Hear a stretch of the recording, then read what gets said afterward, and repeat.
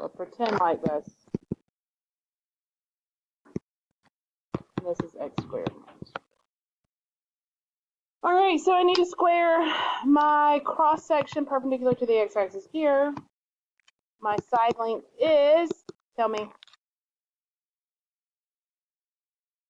top minus bottom, 4 minus x squared minus 4, which is 8 minus x squared. Which means the area of my square is 8 minus x squared. Now to integrate. What am I going from what to what? How'd you get that? Set them equal to each other. When does this equal 4? Well, that would be the square root of 8 and negative.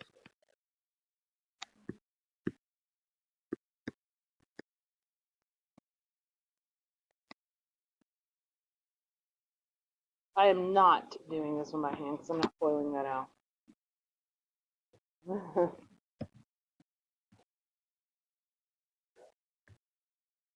8 minus x squared. I am going to integrate from y1 squared. How what?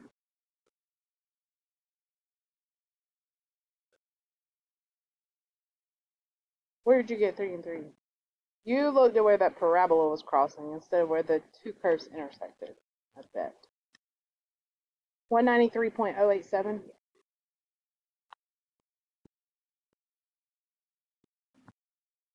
Yay! All right.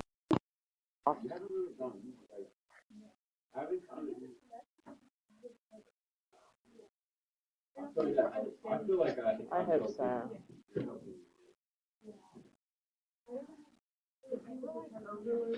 Yeah.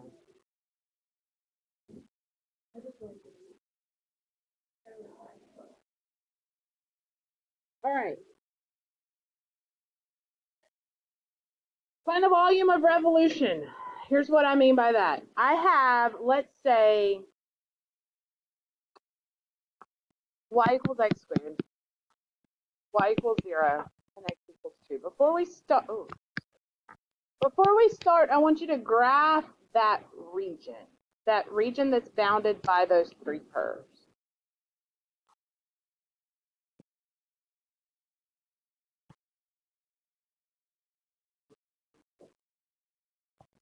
It's just a random question.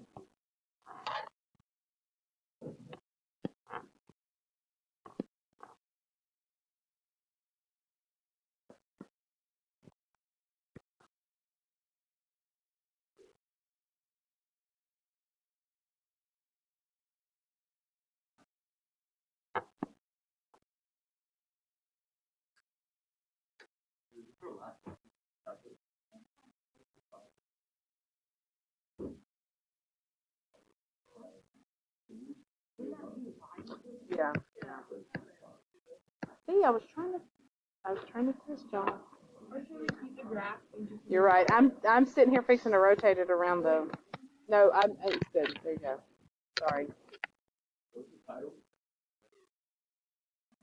I drew it wrong the first time. Volumes by revolution.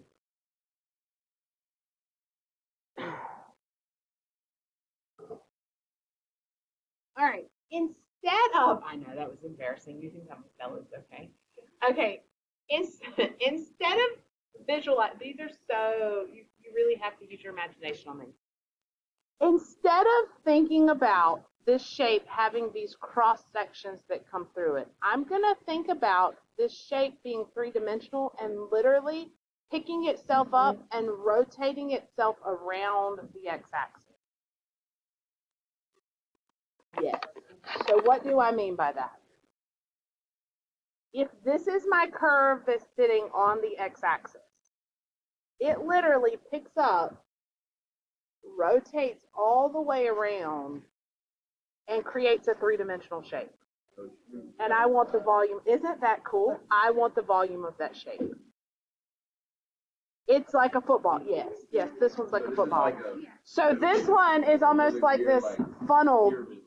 Well, it's going to look like a funnel coming in that the ends It's going to be wide here, and it's going to come down to a point, like funnel. It looks like a funnel. Okay, does that make sense? Do you see what we're talking about? That's pretty cool, right? So let me ask, okay. If I took this shape, or any shape for that matter, and after I had completely, this is Phoenix Better Days, but after I've completely rotated it around, if I took cross sections of this shape, what shape are my cross sections every single time? Every single time. They vary in size, right? But they are always a circle. That is essentially what I'm doing every single time, is cross sections that are circles. But if you think about it, as it rotates around, from here to here, that's right. That's the radius, right? The diameter would double for it. So you have to keep in mind what your shape looks like to wrap your brain around the formula. Does that make sense?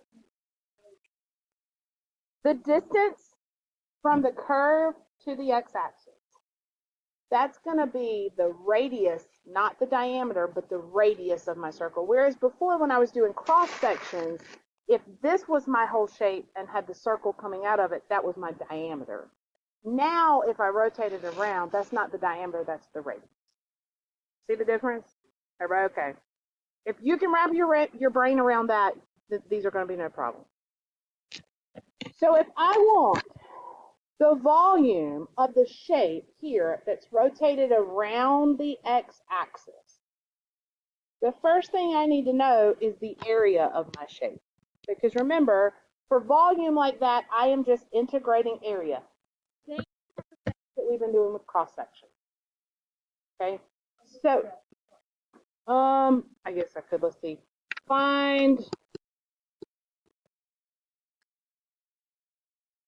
I guess we should first find, before we find area, find the radius of your circle.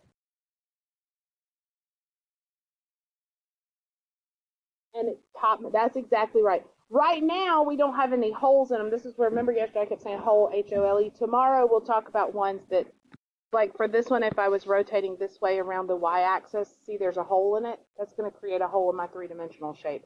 Right now, we're going to stick with solid to make it a little bit easier. But yes, it would be something like a top minus bottom situation. So here, what is the radius of this circle? X squared.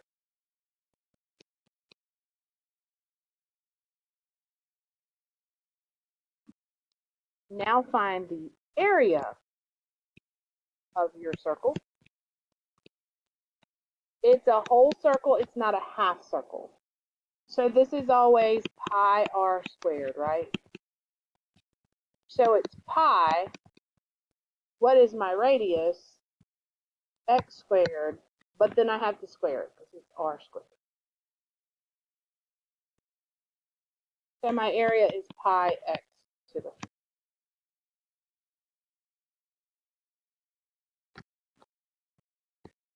I told y'all, if you understand, y'all are looking at me like I thought this was going to be hard, but if you understand cross sections, it makes this a lot easier. Integrate. What am I going from? 0 to 2, and I integrate the area to find the volume.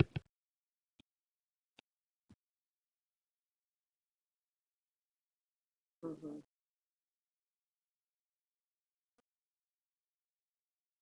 A lot of these, they will leave the pi in there because they want you to be exact answers on these. So depending on what it is, a lot of these are non-calculator, believe it or not. As nasty as they get. Probably, I don't know. I've seen some cross sections for like a part D on FRQs, but volumes of revolution, you'll probably have a full FRQ. I don't know why they love to test on those.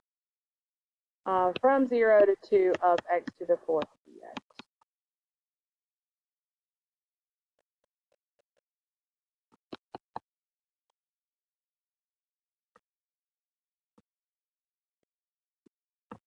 These are always nice when you get a 0 in there.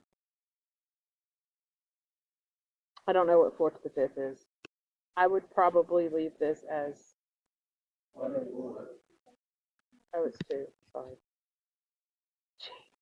2, 4, 8, I know. 16, you don't have to tell me. 32 pi over 5. That's the volume.